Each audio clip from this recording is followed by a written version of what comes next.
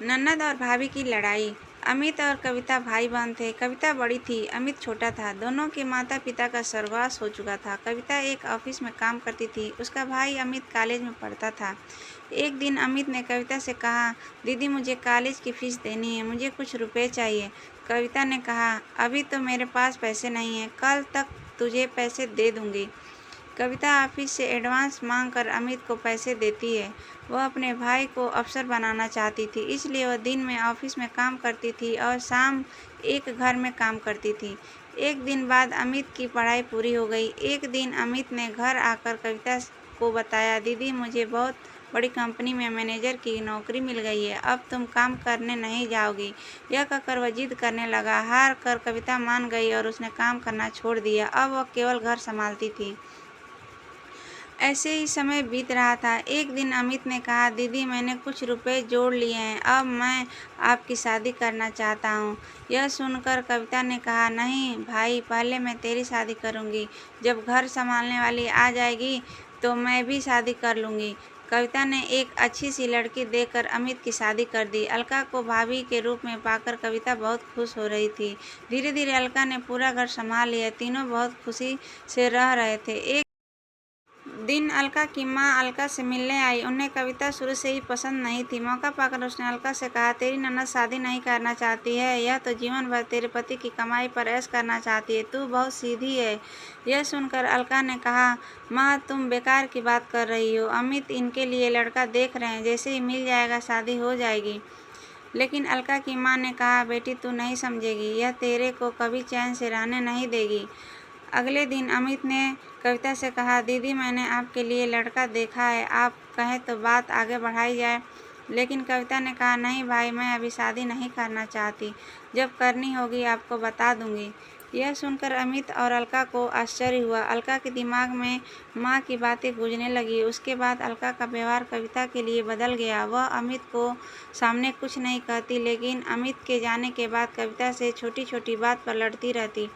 एक दिन कविता कहीं गई थी। अकेले में अलका ने अमित से कहा, दीदी शादी क्यों नहीं करना चाहती? ऐसा तो नहीं तुम्हारी बहन हमेशा हमारे ऊपर बोझ बनकर बैठी रहे? यह सुनकर अमित को बहुत गुस्सा आया। उसने कहा, खबरदार मेरी दीदी के बारे में कुछ कहा तो वे जो चाहेंगे वही होगा। तुम्हें पता, उन्होंने अपना पूरा जीवन मुझे बड़ा आदमी बनाने में लगा दिया। अलका को समझ आ गया कि अमित उसकी बात कभी नहीं सुनेगा। उसने अपनी नंद को रास्ते से हटाने के लिए एक तरकीब सोची। एक दिन अलका ने कविता से कहा, दीदी काफ़ी दिनों से मैं कहीं बाहर नहीं गई हूँ, कल हम मंदिर चलते हैं। यह सुनकर कविता बहुत खुश हुई। अगले दिन दोनों मंदिर में पहुंच जाती हैं। मंदिर में पूजा करने के बाद अलका कविता को प्रसाद देती है। उसने प्रसाद में कुछ मिला रखा था। प्रसाद खाकर कविता बेहोश हो जाती है। अलका उसे छोड़कर घर वापस आ जाती है। उसे लगता है जहर मिले प्रसाद से कुछ देर में कविता मर जाएगी। कुछ देर बाद कविता को होश आता है, लेकिन वह अपनी पिछली जिंदगी भूल गई। वह मंदिर में बैठकर रोने लगती है।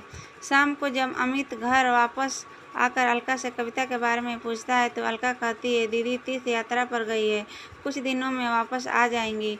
तब अमित कहता है, दीदी मुझे बगैर बताए अचानक कैसे चली गई? वह परेशान हो जाता है, लेकिन अलका उसे समझाकर शांत कर देती है। इधर कविता को उसी मंदिर के पुजारी मंदिर में स्थान दे देते हैं। वह दिन रात मंदिर में सेवा करने लगती है। मंदिर के सभी भक्त और पुजारी कविता का बहुत ध्यान रखते हैं। ऐसे ही समय बीत रहा था, लेकिन कविता को पिछला कुछ याद नहीं आ रहा था। काफ़ी दिन बीत जाने पर अमित कविता को ढूंढने निकल गया। वह कविता को ढूंढता रहा, लेकिन कविता कहीं नहीं मिली। एक दिन वह थक कर उसी मंदिर में एक पेड़ के नीचे बैठा था, तभी वहाँ कविता आई। उसने कहा, भैया मंदिर में भंडार शुरू हो रहा है, आप भी बैठकर भोजन कर लीजिए।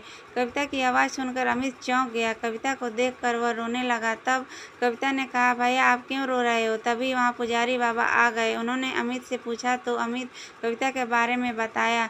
पुजारी बाबा ने कहा, ये लड़की यहाँ बेहोश मिली थी, होश आया तो इसे कुछ याद नहीं था, अच्छा हुआ तुम मिल गए, इसे अपने घर ले जाओ, भगवान ने चाहा तो वहाँ जाकर इसकी याददाश्त वापस आ जाएगी। अमित ने कविता को चलने के लिए कहा तो वह रोने लगी और जाने से मना कर दिया, लेकिन अमित जिद कर रहा था।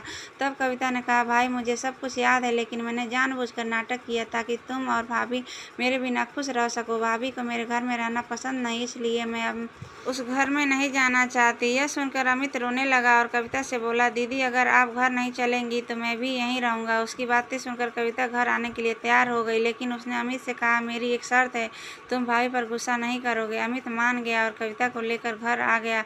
कविता को देखकर अलका सम गई, वह रोने लगी और उसने अमित और कविता से माफ़ी मांगी। कविता के कहने पर अमित ने उसे माफ़ कर दिया। कुछ दिन बाद कविता ने शादी कर ली और अपने ससुराल